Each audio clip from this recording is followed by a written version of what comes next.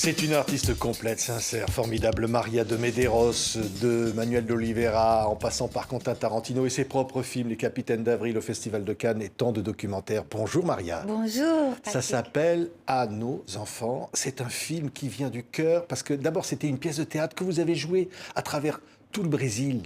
Oui, en effet, j'ai reçu cette pièce de théâtre qui est un long dialogue entre une mère et une fille où j'ai découvert beaucoup de choses, en particulier sur la question de l'homoparentalité, les difficultés d'avoir des enfants dans un couple gay, tout plein de problèmes quotidiens, administratifs, de relations avec la famille. Et donc, j'ai accepté de faire ce rôle de mère dans cette relation. Ça nous a fait voyager à travers le Brésil pendant 3 ans. Et très vite, j'ai proposé à Laura, qui est l'actrice et qui est aussi l'auteur de la pièce, d'en faire un film, de le développer en film et de faire exister tous ces personnages dont on parlait, toutes ces situations dont on voulait savoir plus. Et donc, elle a été emballée. On a écrit pendant 5 ans ce qui est devenu le film À nos enfants. À nos enfants, le nouveau film de Maria de Medeiros. Regardez. Olha, o Antônio falou muito sobre o seu trabalho. Acho que a gente pode dar para uma criança daqui a educação que ela precisa. Quer dizer que vocês querem adotar uma criança? Filho dá trabalho. Você quer? Vera Sontag? Estava me seguindo. Você é jornalista? Escrevendo um livro sobre a minha mãe. Você não se lembra da Amélia? E foram ficando A sua mãe foi das pessoas mais importantes da minha vida. E a gente só se conheceu na prisão. E também por uma questão de segurança, a gente nunca falava uma para outra das nossas ações. Você foi presa grávida. E tua filha? A gente continua sem se falar. Oi. Eu e a Vanessa, a gente tá fazendo um processo de reprodução assistida para ter um neném. Aí você vem aqui, me pede dinheiro. Quem que é o pai? Une relation incroyable, forte, entre une mère et sa fille, et avec le passé du Brésil, qui est là, très, très présent évidemment, dans ce regard que peuvent porter ces deux générations sur leur pratique de vie, leur liberté, leur façon d'avoir des enfants. Oui, en effet, parce que la parentalité, finalement, c'est...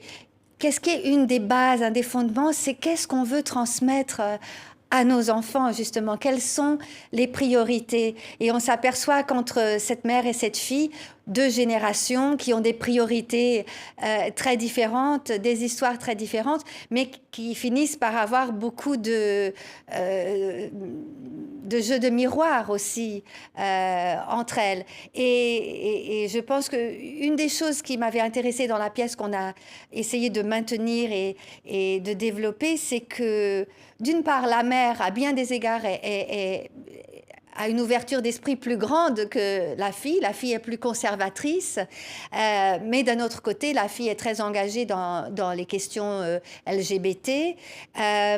Et des deux côtés, il y a des arguments très valables. Oui. Mais en fait, c'est aussi... c'est la question qu'on s'est posée, est-ce que ce n'est pas quand la transmission, quand il y a un défaut de transmission, que les pires choses peuvent arriver? Parce qu'en effet, la génération de la fille, qui est une génération très gâtée, qui bénéficie d'une démocratie très solaire, je parle évidemment... Ouais. C'était juste avant l'arrivée de Bolsonaro. Avant, Ouais. c'était encore Dilma. Donc, c'était des gens qui avaient une vie quand même formidable, qui étaient confiants, qui avaient des projets.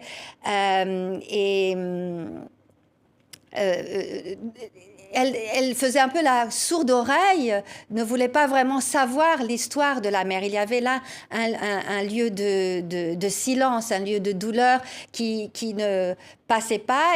Et la fille ne voulait pas vraiment savoir. Et est-ce que c'est justement ce manque d'attention à ce qui s'était passé de si terrible juste avant avec la dictature militaire au Brésil, qui n'a pas fait que là, en quelques années, il y a eu une régression terrible. Et donc, ce qui a commencé comme un projet assez solaire, assez almodovarien, d'histoire mère et fille, etc., on s'est retrouvé quand même à faire une radiographie de ces années d'obscurcissement avant l'arrivée de Bolsonaro au pouvoir. Ouais. Et je me souviens qu'on a terminé de tourner entre les deux tours, mais que juste après le premier tour, je suis arrivée sur le plateau et toute l'équipe était en pleurs. Vraiment, les gens étaient dévastés. Oui, oui. Et alors, ce film-là montre ces années-là et ces questionnements. On y voit aussi un orphelinat pour enfants séropositifs. On y voit les cauchemars des violences subies, des violences civiles subies au Brésil. On y voit la question des disparus Oui. qui ne sont jamais déclarés morts. Oui. Il y a tous ces questionnements. Oui, alors tous les témoignages qu'on voit dans le film sont absolument tirés de témoignages de victimes, de survivants, et c'est extrêmement poignant. Et puis, je voulais vraiment parler de la question des disparus, parce que toutes les victimes qui sont passées par là, par la disparition d'êtres chers, racontent que c'est peut-être la pire des souffrances que la dictature ait pu infliger à ces personnes-là, parce qu'on vit avec l'espoir fou de retrouver un jour cette personne disparue. On la projette, on la recrée, on en fait une fiction.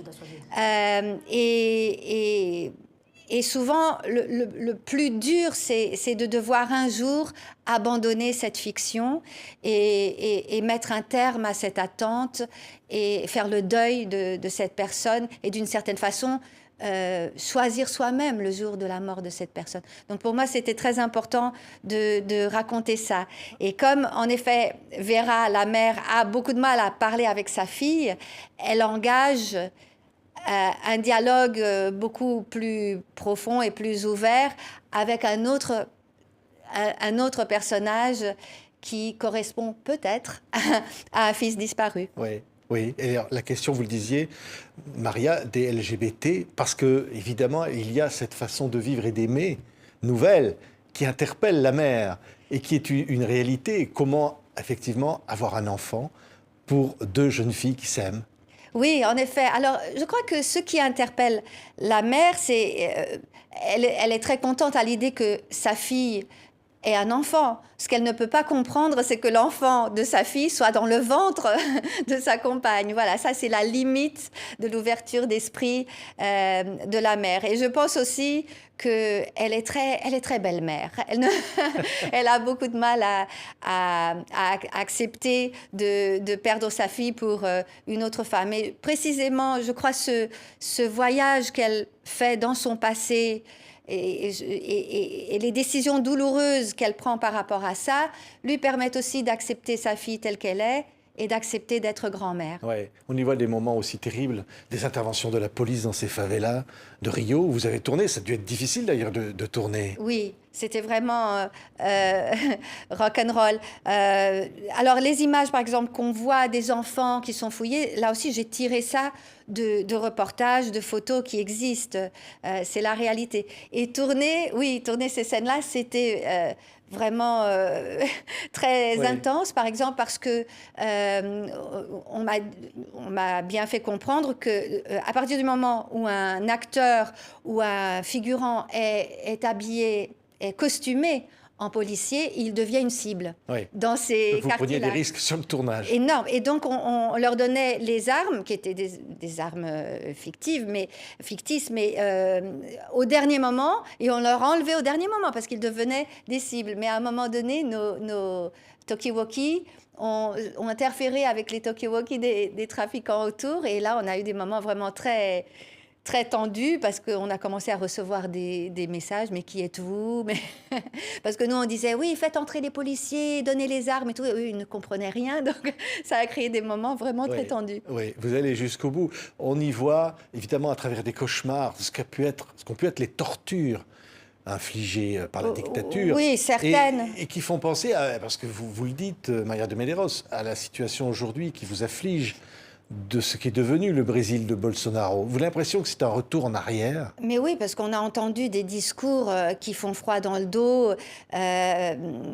par rapport à l'apologie de la torture, de la violence. Bolsonaro s'est prononcé plusieurs fois en faveur d'une guerre civile. Enfin, c'est tout à fait terrifiant. Oui, et vous aimez le Brésil, vous aimez ce pays, et ça se sent, ça se voit.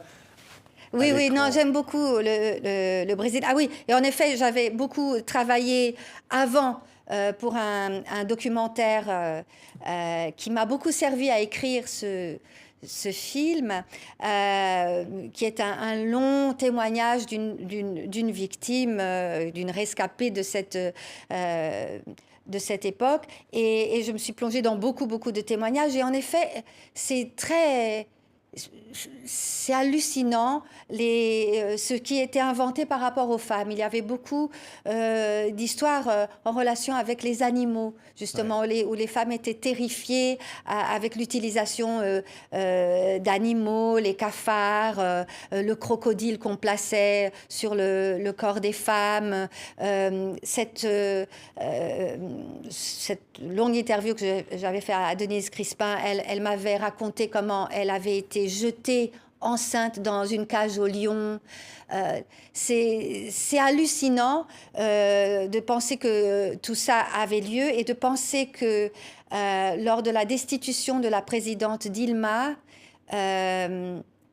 Bolsonaro a voté en proclamant « Je vote au nom du colonel Ustra », qui était la terreur de Dilma. C'est les mots qu'il a dit, c'est-à-dire, en effet, qu'il a été le tortionnaire de Dilma. Et donc, c'est au nom de cette personne que l'actuel président a voté la destitution de Dilma. Donc, oui, ça fait vraiment froid dans le dos. Oui. Vous diriez que à nos enfants, votre film, je disais, c'est un cri d'amour pour un Brésil, le vrai Brésil, un autre Brésil. Ce Brésil que vous aimez, au fond, de dire aux enfants brésiliens de regarder ailleurs, d'inventer un autre futur. Le Brésil est tellement le pays de toutes les possibilités, par le mélange incroyable de cultures qui existent,